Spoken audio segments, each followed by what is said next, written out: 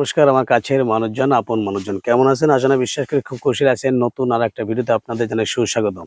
শুরু হয়ে গেছে চান্দার বিলে ধান কাটার মৌসুম। এখন দেখাবো কিভাবে ধান কাটে। চান্দার বিলে ধান খুবই ভালো হয়েছে, তবে দুঃখের বিষয় কি জানেন? এই ধানের গোড়ায় পানি চলে আসছে।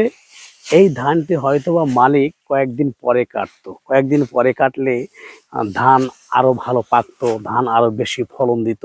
কিন্তু যেহেতু গোড়ায় পানি চলে আসছে, হয়তোবা কয়েকদিন পর এই পানিতে ধান ডুবেও যেতে পারে এবং গোড়া নষ্ট হয়ে ধান নষ্ট হতে পারে, যে কারণে মালিক আগে থেকে ধান কাটতেছে। সম্মানিত দর্শক, সত্যি কথা বলতে কি, এই চান্দার বিলের চারপাশে যদি একটা বেড়িবাঁধ থাকতো, তাহলে কিন্তু মানুষের এত দুশ্চিন্তা থাকতো না, এত সমস্যা হতো না।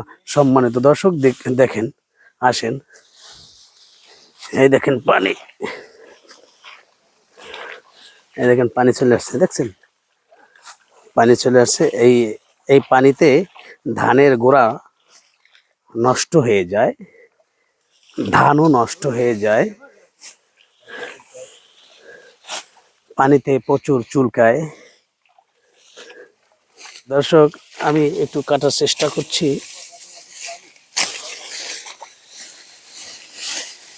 ধান কাটা কিন্তু খুব রিস্ক।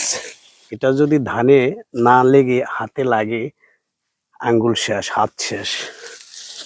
ইসিরে আমি কাটতে পারবো না ঠিকঠাক। এই যে, এই তো পারছি। সাধন ভালো আছো? সাধন, আমার এই ভিডিওটি কেমন লেগেছে অবশ্যই অবশ্যই কিন্তু জানাবেন। এইটা আপনাদের কাছে আমার একটা অনুরোধ। সবাই ভালো থাকবেন, সুস্থ থাকবেন।